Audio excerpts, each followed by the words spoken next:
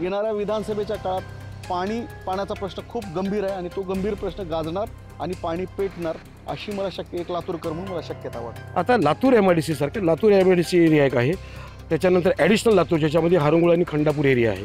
तिथं पण आता हरंगुळ ग्रामपंचायतनी नोटीस महापालिकेप्रमाणेच पाठवलीत यांचं पाहून.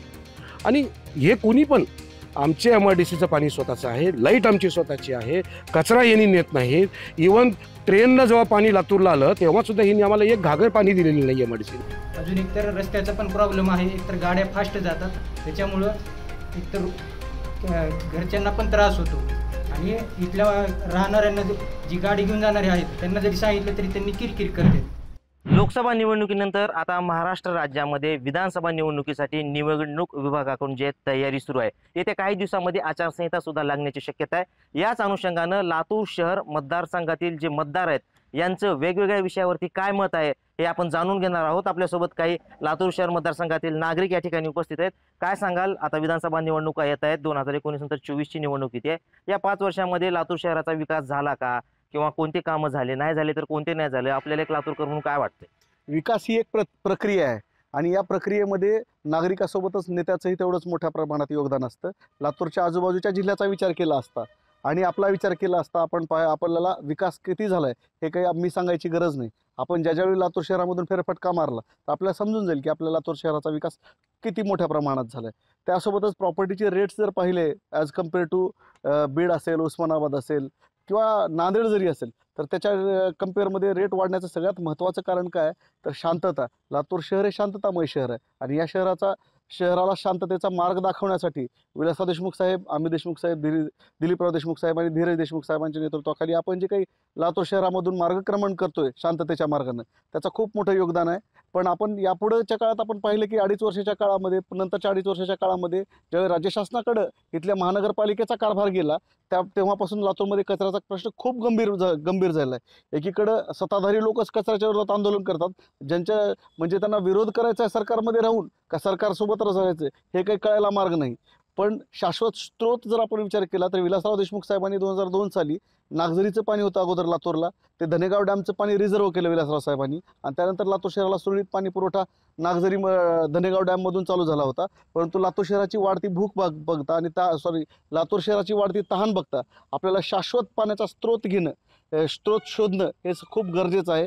आपण ज्यावेळी शहराच्या विकासाचा विचार करू त्यावेळी येणाऱ्या विधानसभेमध्ये निश्चितपणानं पाणी पेटणार आणि त्यासोबतच शिक्षणाच्या बाबतीत आपण पाहिलं, शिक्षणाच्या बाबतीत पण विलासराव देशमुख साहेबांनी शिक्षण मंत्री असताना विविध प्रकारच्या संस्था दिल्या इथल्या लोकांना संस्था चालवण्यासाठी पूर्ण स्वतंत्र अधिकार दिले. त्याचा सगळ्याचा परिणाम म्हणून लातूर पॅटर्न हे आता लातूर महाराष्ट्रातच नाही तर भारतामध्ये लातूर पॅटर्न गाजतोय. याचं कारण एकमेव आहे, ते देशमुख परिवारानं इथल्या लातूरला पुढच्या लेकराप्रमाणे सांभाळलं आणि शालेय शिक्षणाच्या बाबतीत संस्थाचालकांना त्रास देण्याऐवजी त्यांना उत्तरोत्तर प्रगती करण्यासाठी प्रयत्न केले. परंतु येणाऱ्या विधानसभेच्या काळात पाण्याचा प्रश्न खूप गंभीर आहे आणि तो गंभीर प्रश्न गाजणार आणि पाणी पेटणार अशी मला एक लातूरकर म्हणून मला शक्यता वाटते. आपल्यासोबत इतरही काही नागरिक आहेत. काय सांगाल, विधानसभा निवडणूक जवळ आली आहे, इथल्या आमदारांनी शहराचा विकास केला, कामं केलं, आपल्याला काय वाटतंय? लातूर शहरामध्ये शैक्षणिक, व्यापार आणि उद्योग त्याचबरोबर सहकार या क्षेत्रामध्ये येथील स्थानिक आमदारांनी भरपूर विकास केलेला आहे, त्याबद्दल कुठलीही शंका घेण्याची आवश्यकता नाही. परंतु कुठलंही निवडणूक येईल, लोकसभा असेल, विधानसभा असेल, या निवडणुकीपेक्षा आज जो आमचा मराठा समाजाचा जो आरक्षणाचा मुद्दा आहे अतिशय महत्त्वाचा आहे. कारण गेल्या काही 10-11 महिन्यापासून जे आंदोलन पेट घेत चाललेलं आहे या आंदोलनाकडे पुरेसं कुठल्याही पक्षाच्या लोकांचं लक्ष नाही, कुठल्याही आमदाराचं लक्ष नाही. आणि जो कोणी आमदार मराठा समाजाला कुणबी जात प्रमाणपत्र देऊन त्यांचा OBC प्रवर्गामध्ये समावेश करण्यासाठी जो कोणी प्रयत्न करेल त्या उमेदवाराच्या पाठीशी मराठा समाज असेल, अन्यथा कुठल्याही उमेदवाराच्या पाठीशी समाज जाणार नाही.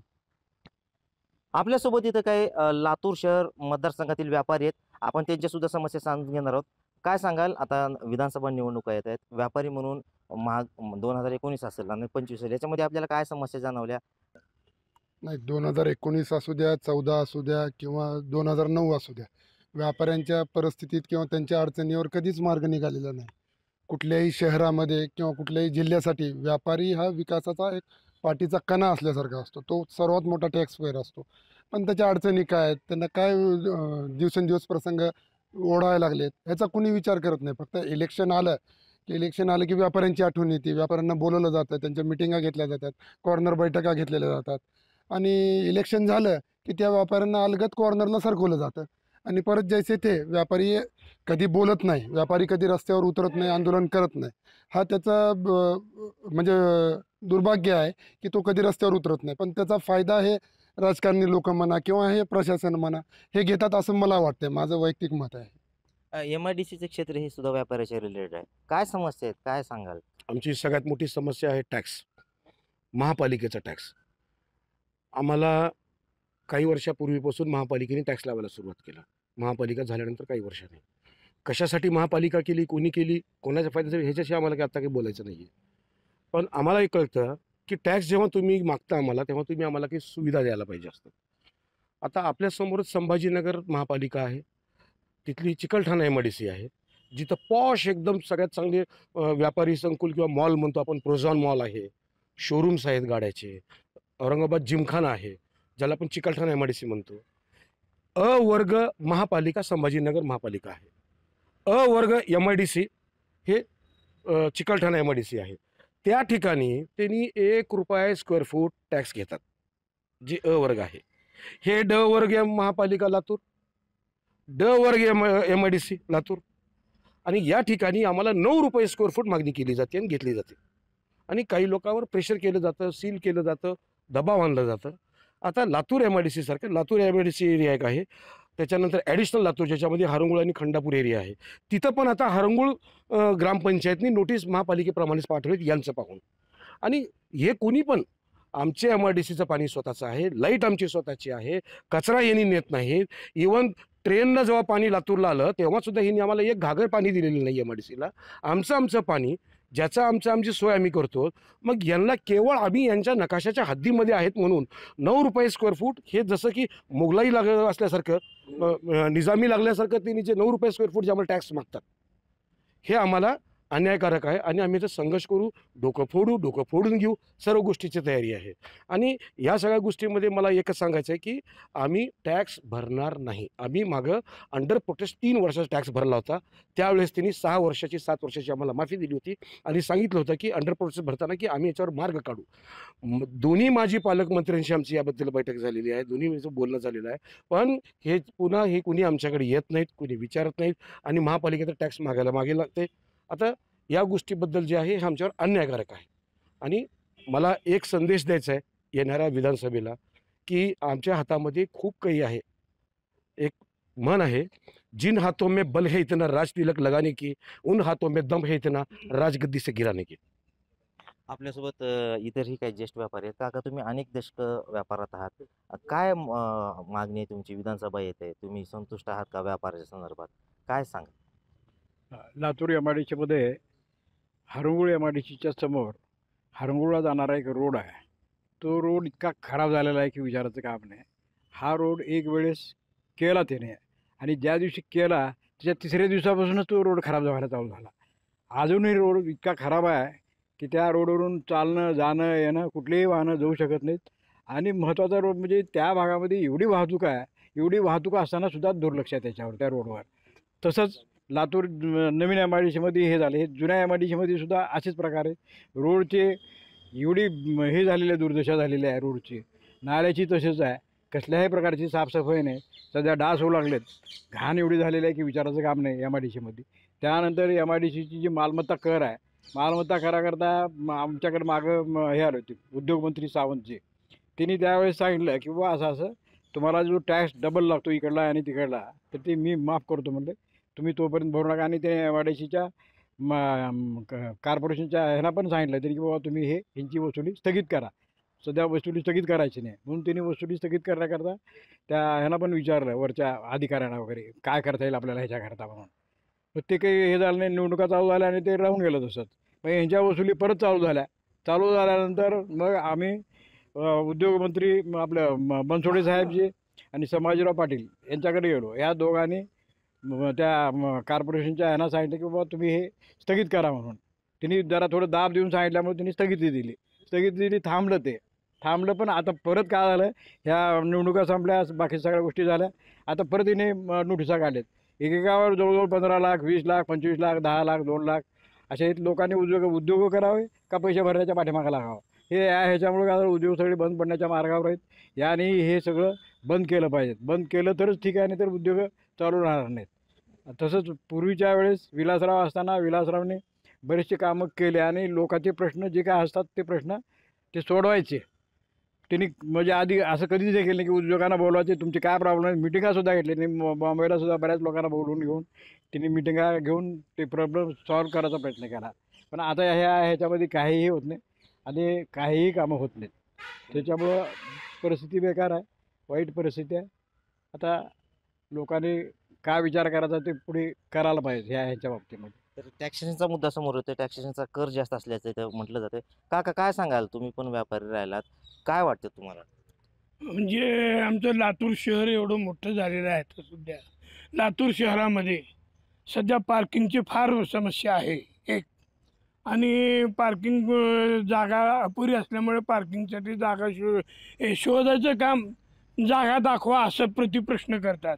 ते आमचं काम आहे का? ते तुमचं काम आहे. तुम्ही लोकप्रतिनिधी आहात, जागा तुम्ही उपलब्ध करून द्यायची. आमच्या ग्राहकांची हेळसांड होते तिथे, दुसरं काही नाही. आणि स्वच्छता व्हायला पाहिजे, भरपूर स्वच्छता पाहिजे. जसं पदवीधर मतदारसंघ, शिक्षक मतदारसंघ आहे, तसं आमचा एक व्यापारी मतदारसंघ सुद्धा व्हावा. आमच्या समस्या मांडण्यासाठी महाराष्ट्र शासनामध्ये आमचे प्रतिनिधी तिथं हजर राहतील. व्यापाऱ्यासाठी एक सेपरेट मतदारसंघ व्हावा अशी मागणी काकाने केली. काय सांगाल काका, तुम्हाला काय वाटतं? लातूर शहर हे खूप मोठ्या प्रमाणावर विकसित होत आहे आणि या शहरात अपेक्षेपेक्षा जास्त विकास होत असल्यामुळे शहराची लोकसंख्या पण मोठ्या प्रमाणावर वाढत आहे आणि लोकांच्याकडे वाहनांची संख्या पण खूप मोठ्या प्रमाणावर झाली. तर ही वाहनं उभी करायला जागा उपलब्ध नसल्यामुळे लोक रस्त्यावर येतात, थांबतात. वाहन दुसरीकडे जायला पाहिजे तोपर्यंत तर ते जामरवाले येऊन उभे राहतात आणि मग ते काय करतात, लगेच जामिंग करून टाकतात. ते विचारतही नाहीत. जामरच्या नियमाप्रमाणे अनाऊन्समेंट करायला पाहिजे, त्या लोकांना सूचना द्यायला पाहिजे आणि मग जामर लावायला पाहिजे. तो ड्रायव्हर किंवा मालक कोणी असतो तो 1 मिनिटासाठी एकटाच असतो गाडीत. तो 1 मिनिटासाठी जर दुकानात गेला तर तोपर्यंत जामर लावून टाकतात आणि जामर लावल्यावर 200 रुपये वसूल करतात. छोटी गाडी असेल तरी 100 रुपये वसूल करतात आणि ह्या वसुलीसाठी ते बोलू देत नाहीत कोणाला. पण नियमबाह्य तुम्ही जामिंग केलं आहे असं म्हटलं तरी ते बोलू देत नाहीत. मग त्यात त्यांच्याकडे अलीकडे त्यांनी महिला पण लावल्यात, त्यांच्याशी वाद घालता येत नाही. म्हणून नाईलाजाने ग्राहकांना रस्त्यावर फिरताना जामरचे पैसे द्यावे लागतात आणि पुढे जावं लागतं आणि मग खरेदीसाठी लोक यायचं टाळतात. आधीच सध्या बाजारात बिझनेस कमी झाला आहे आणि त्यात ह्या समस्येमुळे लोक मार्केटमध्ये यायचं टाळतायत आणि म्हणून मार्केटच्या लोकांची ही एक मोठी समस्या आहे, ती लातूरच्या महापालिकेने सोडवली पाहिजे. पार्किंगची समस्या इथे या ठिकाणी समोर येते. आपल्यासोबत व्यापारी असोसिएशनचे जिल्हाध्यक्ष राहिलेले प्रदीप साळुंके सर आहेत. काय सांगाल, पाण्याची समस्या लातूरला उद्योगाच्या हिशोबानं कशी आहे? तुम्हाला काय अनुभव आला? जवळपास आता तुम्ही प्रश्न विचारतात की विधानसभाची निवडणूक यायली त्या संबंधी प्रश्न आमचे अनेक आहेत. जवळपास 30 वर्षापासून आमचे प्रश्न आहेत आणि त्या प्रश्नावर मला वाटत नाही की राजकीय लोकांनी इथं केव्हाच त्याच्यावर लक्ष दिलेलं आहे. ते 5-5 वर्षाला येतात, 3-3 वर्षाला येतात आणि प्रश्न विचारतात, पण आम्ही प्रश्न सांगतो पण त्याच्यावर केव्हाच निराकरण झालं नाही असं आमचं स्पष्ट मत आहे. ह्याच्यापूर्वी अनेक समस्या आमच्याकडे LBTची समस्या होती. त्या LBTच्या समस्येसाठी पण आम्ही संघर्ष करावा लागला. जे एका दिवसात सुटणारा प्रश्न होतो त्याच्यासाठी आम्हाला 5-5, 7-7 वर्ष जगडावं लागलं. पण आम्ही ते पूर्ण महाराष्ट्रामध्ये LBTचा प्रश्न हा राज्य सरकार ज्यावेळेस फडणवीस साहेबाचं सरकार होतं त्यावेळेस आम्ही ते सोडवून आणलं आणि त्यासाठी आम्हाला स्थानिक निलंग्याचे आमदार होते, संभाजीभाई आमचे पालकमंत्री होते, त्यांनी सहकार्य केलं. अभिमन्यू पवार साहेबांनी आम्हाला सहकार्य केलं. पण आज आमच्या दुसऱ्या ज्या समस्या आहेत, पार्किंगच्या समस्या आहेत. अनेक माझ्या मित्रांनी सांगितलं की पार्किंगच्या समस्या आहेत, ट्रॅफिकच्या समस्या आहेत, जामरच्या समस्या आहेत. पाण्याची समस्या आहे. तशी मार्केट यार्ड 100-150 दिवस बंद राहतं वर्षातून. त्यामुळं आमचे व्यापार शिफ्ट झालेले आहेत दुसऱ्या शहरामध्ये. त्यासाठी स्थानिक आमदार आहेत, त्यांनी लक्ष दिलं पाहिजे. ते मार्केट नेहमी चालू असलं पाहिजे. मार्केट आज आमचं मार्केट यार्ड आहे ते 36 एकरमध्ये आहे. 150 एकर संपादित केलेली नवीन MIDCमध्ये 150 एकर 12-13 वर्षापासून संपादित केलेली आहे जागा. पण त्याच्यावर काहीच कारवाई किंवा तिथं काहीच डेव्हलपमेंट झालं नाही. ते लवकरात लवकर केलं पाहिजे आणि त्यामुळं शहराचा आणि व्यापाराचा विकास होईल. आणि व्यापार टिकला तरच इथले लोक टिकतील, आम्ही टिकू आणि तरच हे नेते निवडून येतील. दुसरी एक गोष्ट आहे मूळ की महानगरपालिकेवर आहे ना कुणाचा वचक नाही आहे. स्थानिक आमदार त्यांच्या सवलतीनुसार त्या महानगरपालिकाचा वापर करतो असं आमचं स्पष्ट मत आहे. आम्हीच निवडून दिलेले नगरसेवक हे आमच्यासाठी काम करत नाहीत. कोणत्याही पक्षाचे असू द्या, ते त्यांच्या स्वार्थासाठी, ते त्यांच्या आर्थिक भल्यासाठीच ते त्याच्यात धावत असतात. ते केव्हा चांगलं काम करत नाही. रोड रस्त्यामध्ये आज छत्रपती महाराज चौकातून, शिवाजी महाराज चौकातून जे 4 रस्ते जातात तेच एक थोडं चांगले राहिलेत. तेही शेवटी 2017ला बनले होते आणि त्यानंतर त्याच्यावरही काही झालं नाही. पण आतील गावात, शहरातील आतील रोड खड्ड्यांनी भरलेले आहेत. कुठंच जे 20 फुटाचे रोड होते ते 8 फुटाचे झालेले आहेत. एक चांगला रस्ता राहिला नाही. टाउन प्लॅनिंगकडं स्थानिक आमदारांनी लक्ष दिलं नाही, ना नगरसेवकांनी लक्ष दिलं आहे, ना कलेक्टरनी लक्ष दिलं आहे. प्रशासन आणि राजकीय शासन हे दोन्ही एक होतात तेव्हा आहे ना आम जनतेच्या प्रश्नावर दुर्लक्ष होत आहे असं माझं स्पष्ट मत आहे. ते जेव्हा एक होतात ते त्यांच्या स्वार्थासाठी एक होतात, त्यांचे राजकीय हेतू पूर्ण करण्यासाठी एक होतात. आणि ह्यासाठी लोकांनी, आम जनतेने, आम व्यापाऱ्यांनी ह्याच्यावर पुढील इलेक्शनमध्ये लक्ष ठेवलं पाहिजे. आपल्या प्रश्नासाठी जे लढतील, जे खरंच मनाने काम करतील, अनेक वर्ष सत्तामध्ये राहून सुद्धा आपले प्रश्न सोडवले नाहीत, त्याचाही विचार करावा लागेल. आणि जे लोक पुढे आपल्याला साथ देतील त्यांनाच आपण आम जनतेने साथ दिलं पाहिजे काय. आणि आम्ही प्रशासनाला पण एक विनंती करतो की तुम्ही 3-3 वर्षासाठी येता, तुम्ही ट्रान्सफर करता, तर तुम्ही थोडं काही चांगलं करू शकता ते केलं पाहिजे. तुमची ती जबाबदारी आहे, नैतिक जबाबदारी आहे. तुमच्याकडे सत्ता आहे, तुमच्याकडे एज्युकेशन आहे, तुमच्याकडे अधिकार आहे आणि त्यासाठी आम जनतेसाठी तुम्ही केला तर त्याचा आशीर्वादही तुम्हाला लागेल आणि लोक आनंदी राहतील. पाण्याचा विषय आहे जो आज एवढ्या वर्षापासून प्रलंबित आहे. फक्त आश्वासन आश्वासन आश्वासन. 1 महिन्यात पाणी आणतो, 6 महिन्यात आणतो, 5 वर्षात आणतो, केव्हा झालं नाही. आमचं अर्धं जीवन, आम्ही म्हातारे झालो, आमचे मुलं त्यांचं अर्धं जीवन गेलं पण पाणी काय भेटलं नाही. आणि हे फार दुर्भाग्याची बाब आहे. हे आमच्यासाठी तर लाजिरवाणी आहेच आहे. आमच्या मुलांचे लग्न होत नाहीत, इथं कुणी मुली देत नाहीत. हे तर प्रश्न पाण्यामुळं हे प्रश्न आहेच. पण ही गोष्ट एवढी लाजिरवाणी आहे राजकीय नेत्यासाठी. त्यांना थोडी काही असेल तर त्यांनी ह्याच्यावर फार प्रामाणिकपणे काम करावं काय. तेही इथं राहत नाहीत. ते लोकही, राजकीय माणसंही वर्षातून 200 दिवस तर मुंबईलाच असतात, 200-250 दिवस. त्यांना इथं प्रश्नाची त्यांना जेव्हा त्यांना गरजच नाही. आणि हे मी थोडं स्पष्ट बोलतो. तुम्ही जेव्हा मीडिया आमच्याकडे येता की तुमच्या अपेक्षा काय आहेत, त्या जेव्हा अपेक्षा आहेत ते मी बोलून दाखवतो. त्यामुळे ते अपेक्षा बोलताना आहे ना अनेक राजकीय नेत्यांना वाईट वाटत, पण ते मला बोलणं एक माझी जबाबदारी आहे. मी एका संघटनेचा अध्यक्ष होतो आणि मी त्या मध्ये आहे, त्यामुळं मला ते बोलणं भाग आहे. आणि एवढंच मी माझ्या व्यापाऱ्यांना आणि आम जनतेला आवाहन करेन की कोणत्याही ठिगळ लावण्याच्या वृत्तीला आता बंद करा. कायमस्वरूपी समस्या जिथं पूर्ण होत असेल त्या लोकांनाच पुढच्या काळात निवडून द्या असंच मी म्हणेन. जे ठिगळ लावतात, जे आश्वासन देतात, ह्यांना आता लांब करा. त्यांची प्रगती भरपूर झालेली आहे, त्यांनाही थोडा आराम द्या असं मी आवाहन करेन. लातूर शहरातील बोधेनगर या भागात आपण सध्या आहोत. इथे काही महिला आहेत, त्या महिलांच्या काय समस्या आहेत विधानसभा निवडणुकीच्या अनुषंगाने आपण जाणून घेणार आहोत. काय सांगाल आजी की आता निवडणुका येत आहेत, तुम्ही इथे अनेक वर्ष झालं राहत आहे, कसं आहे वातावरण, म्हणजे कामं झालेत का तुमचे, आमदार आलते का, इथे येऊन विचारपूस केली का, काय अडचणी आहेत? नाही, आमदार कुणी येत नाही, विचारपूस नाही आहे. आम्ही इथं बोधेनगरमधूनच राहतो, परंतु गटारीची सोय नाही. गटारीतला कचरा काढून तिथंच टाकतात आणि परत 8 दिवसांनी परत तोच कचरा आतमध्ये जातो. त्यामुळं आम्हाला त्रास होतो त्या कचऱ्याचा. गटार झाकलेली नाही, लेकरं बाळांना परेशानी होते. हे आमची अडचण आहे, तर ही अडचण आमची दूर करावी.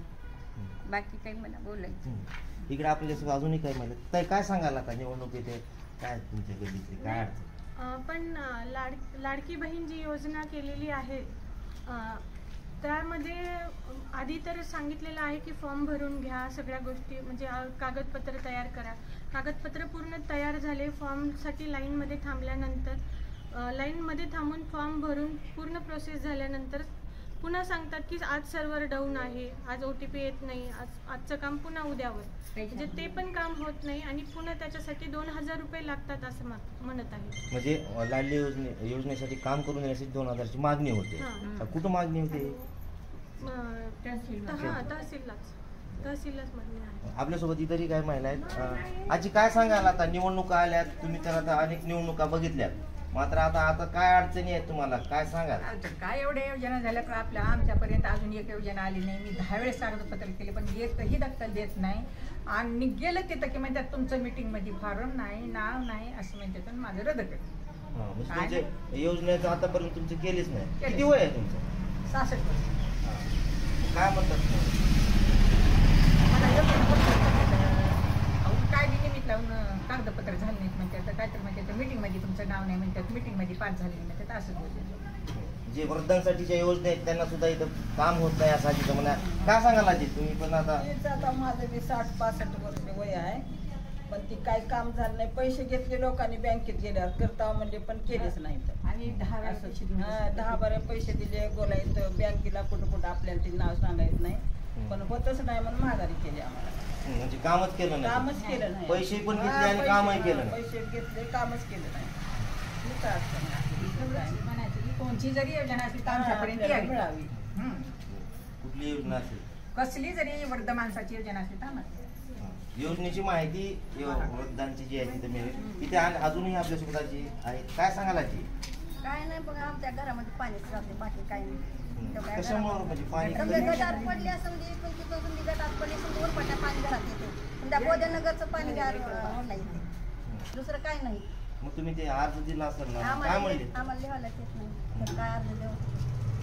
त्यांना कसं कळणार तुमचं पाणी घरात? त्यांचं काम आहे का नाही म्युन्सिपाल्टीचे लोक यायला, नाली काढायला, नाली काढून बाजूला टाकायला मनाला, गाडी घेऊन भरून जायला, काहीच नाही त्यांचं तसलं. नीट पाणी येते, पाणी आलं का आता तुम्ही एका दिवशी घेऊन बघू तुम्ही करायचं व्हिडिओ काही ते केल्या म्हणजे घरामध्ये पाणी चालले पण जाते त्या ह्याच्यातून नालीच माझ्या घरात काही पडल्या नाही, इथून पाणी इकडे येते. म्हणजे प्रशासनाचं लक्ष नाहीये घरामध्ये पाणी गेलं तरी. आपल्यासोबत इतर महिला काय सांगाल? आमच्यापाशी बघा आमचं खांब आमच्या घरावर झुकलेला आहे. आम्ही अर्ज केलं होतं पण कोणी आलं बी नाही, बघितलं बी नाही. त्यांनी म्हणत होती खांब झुकला नाही तर मी डोळ्यानं बघून गेले. लाईनमॅन आणतं एक इंजिनियर आलं होतं, बघून गेलेले आहेत पण ती घेऊन बघितले नाही. आपण जाऊन तिथं अर्ज केले, तुम्हाला काही धोका नाही असं म्हणतात आम्हाला, पण त्याच्या पुन्हा आम्हाला धोका आहे लाईट. म्हणजे घरासमोर पोल आहे, पोल आहे, नालीमध्ये पोल आहे, नालीत पोल आहे, नालीतलं पोल झुकलेला आहे, पूर्ण तारा आमच्या घरापर्यंत आलेली आहे. पण त्यांनी येऊन बघत नाही, काढत बी नाही. आमचं म्हणणं आहे की नालीतून काढा वरी बसवा, एवढंच म्हणणं आहे आमचं. म्हणजे धोका आहे तिथं? हो धोका आहे आम्हाला. घरपट्टीचं काय त्रास आहे, जास्त आहे कमी आहे, समाधानी आहो का? नाही अजिबात नाही. घरपट्टीमुळे तर जास्त त्रस्त आहोत आम्ही. घरपट्टी अदर्जात म्हणजे दुसऱ्या जिल्ह्यापेक्षा लातूर जिल्ह्यामध्ये जास्त घरपट्टी आहे. चौपट प्रमाणेच आहे. औरंगाबादला जी आहे घरपट्टीचं तर ते रेट आहेत ते खूप कमी आहेत. आणि ह्या लातूरला म्हणजे स्थानिक ट्युशन एरिया असल्यामुळं तिथं भाडेकरू जास्त असतात, विद्यार्थी जास्त आहेत आणि त्यांना रूमसाठी किराया जास्त द्यावा लागत आहे फक्त या घरपट्टीमुळं. तर आमदारांनी हे बघून घ्यावं, याच्यावर काहीतरी उपाय काढावा. चौपट घरपट्टी येत आहे आणि ते कमी आणण्याचा प्रयत्न करावा. विधानसभा निवडणुका आल्यात, निवडणुकामध्ये समस्याची चर्चा होते. आता तुम्हाला जिथं राहता तुम्हाला काय अडचणी आहेत किंवा तिथं काही कामं झालीत का, काय सांगा? मी इथं 20 वर्षापासून या भागामध्ये राहतोय. तेव्हापासून आजपर्यंत पूर्ण पाण्याचा प्रॉब्लेम आहे. रोड वगैरे पाणी गेले, सगळे खड्डे वगैरे आहेत, ते समोरच्या बाजूला आहे पूर्ण सगळं. आणि माझ्याकडं पाण्याचा तर पुरवठा एकदम कमी आहेच आहे. आम्हाला बाहेरून विकत पाणी घ्यावं लागतं आणि माझ्याकडे फक्त एकच नळ असताना महानगरपालिकेनं 2-2 नळाचे कनेक्शन म्हणून लावलेले आहेत. मी तिथं नगरपालिकेत अर्ज पण दिलेला आहे, पण त्याची आणखी कुठलीही कारवाई नाही. यावेळेस सुद्धा मला 2 ह्याचंच कनेक्शन दिलेले आहेत, पूर्ण बिल दिलेलं आहे. म्हणजे नळपट्टी जास्त वसूल केली जाते, पाणी येत नाही. हां, म्हणजे नळ एक असताना 2चे त्यांनी लावलेले आहेत. तसा मी अर्ज पण दिलेला आहे महानगरपालिकेमध्ये, पण त्यांची आणखी कुठलीही कारवाई झालेली नाही. यावेळेस सुद्धा मला 2 नळाचंच बिल आलेलं आहे. पाणी येते का? पाणी येतं 15 दिवसाला 10 दिवसाला एकदा पाणी येतं. पाणी पुरत नाही. मग पाणी काय करता पुरत नाही तर बाहेरून? बाहेरून विकत घेतो. म्हणजे इकडं पण नळपट्टी आणि तिकडं पण पाणी विकत घ्यायचं. आपल्यासोबत इतरही काही नागरिक आहेत, काय सांगाल? तुम्ही मतदार आहात, काय समजते? मतदार आहात तर हे रोड आहे तो हा रोड सिमेंटी रोड असताना डांबरी रोड तयार केला आहे आणि त्यातून ह्याच्या सिमेंटी रोडचे वाहन जाण्यानं खड्डे पडलेले आणि खड्डे पडल्यामुळे ते पाणी साचतं आणि पाणी साचल्यामुळे सगळे डास होतात आणि त्याच्यामुळं रोगराई आणि डासाचं प्रमाण जास्त आहे इकडे. आज सिमेंटी रोड नसताना डांबरी रोड असताना डांबरी रोड केला आणि डांबरी रोड पाहिजे आम्हाला इथे आणि त्याच्यावर काय करतात हे लोक, त्याच्यावरच दगड टाकतात आणि ते उचलतात.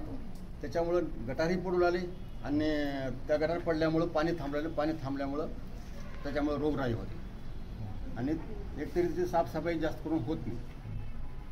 तर त्याची साफसफाई सिमेंट रोड व्हावा आणि ह्याच्यावर टाकून हे काढून टाकून व्यवस्थित रोड करावा. ह्याच्यामुळे गटारी पडतात का त्याच्यावर लोड येऊ लागला त्या गटारीच्या भिंतीवर.